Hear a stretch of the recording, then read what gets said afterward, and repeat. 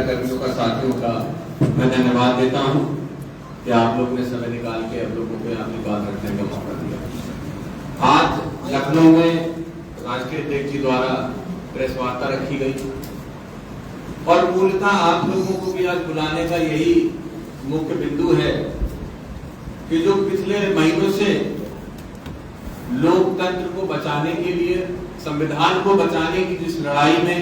India गठबंधन अग्रसर रहा, उस लड़ाई को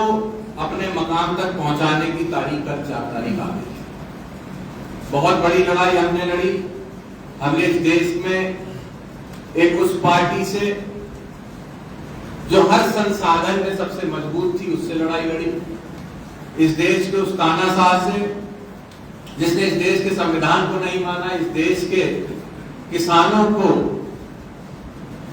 जो अपने हक की लड़ाई लड़ने के लिए दिल्ली में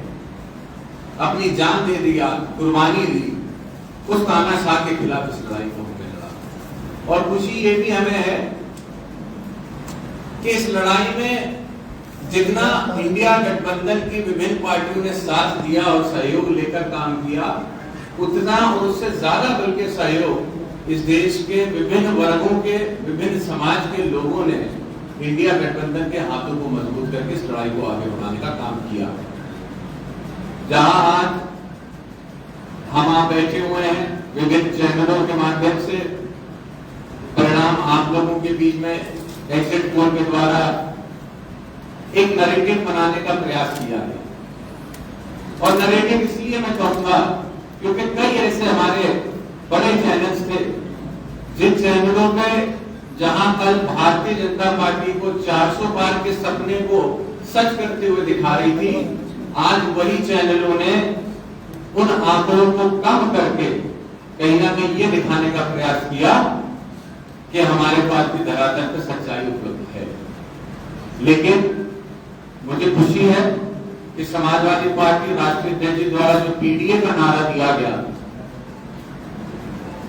और जिस पीडीए को लेके हम लोग जन जन तक पहुंचे, उसको स्वीकारा जनता ने। आदरणीय अखिलेश यादव जी के नेतृत्व में इस चुनाव को उत्तर प्रदेश के अंदर समाजवादी पार्टी ने हरा, तो मैं आज पूरी जिम्मेदारी से आपसे कह सकता हूं कि उत्तर प्रदेश के अंदर बड़े अंतर से कई सारी सीटों पर समाजवादी पार्टी जीतने जा रही है। जहां मुद्दे भारतीय जनता पार्टी और सरकार ने कोशिश करी कि अहम मुद्दों को हटाकर एक बार फिर से, चाहे 2014 रहा हो या 2019 रहा हो, जो मुद्दे उन्होंने बनाए थे जाति धर्म के आधार पर चुनाव को ले जाने के लिए, इस बार उससे 2 कदम आगे बढ़ के मंगल सूत्र की बात कर इस चुनाव को भ्रमित करने का प्रयास किया गया। और उस मंचों से, बड़े मंचों से, जहां पे लाखों लाख लोग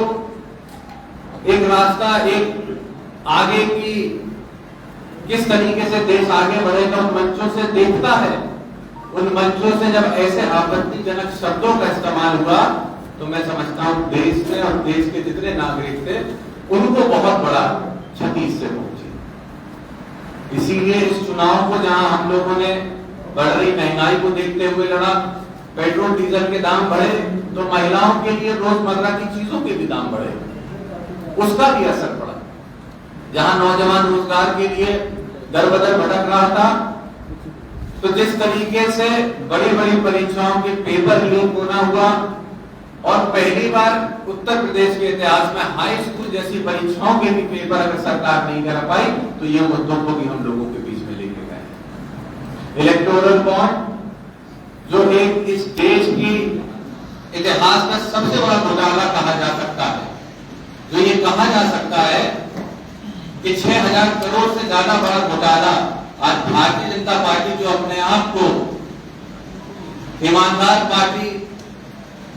का अमली हमला पहनाने का प्रयास करती थी, आज उसका भांडाफोड़ इस जनता के सामने हुआ। और मैं समझता हूं इसीलिए कल जब परिणाम होंगे हमारे आपके सामने, तो एक बहुत बड़े अंतर से इस देश के अंदर इंडिया गठबंधन की सरकार बनने जा रही है। और खासकर के बदायूं में जहां हम बैठे हैं, आप बैठे हुए हैं, यहाँ पे बहुत बड़े अंतर से बदायूं की जनता समाजवादी पार्टी को और अन्य लोगों को अपने आशीर्वाद के रूप में यहाँ से चुनाव जिताने जा रहे हैं। याद रखें कि जहां इस चुनाव को बहुत छोटे मुद्दों पे ले जाने का प्रयास किया गया, वही इंडिया गठबंधन ने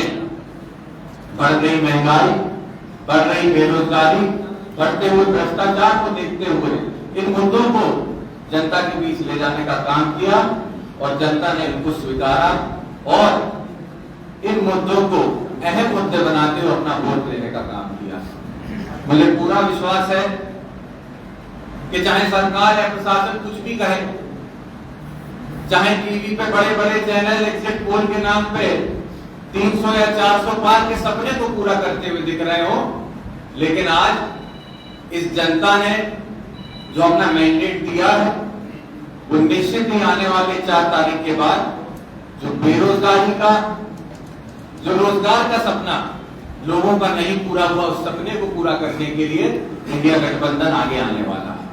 आप सबका एक बार फिर से सभी पत्रकार बंधुओं को मैं धन्यवाद देता हूं और अगर आप लोगों के कोई भी कुछ सवाल हो तो निश्चित ही उनको आप पूछ सकते हैं।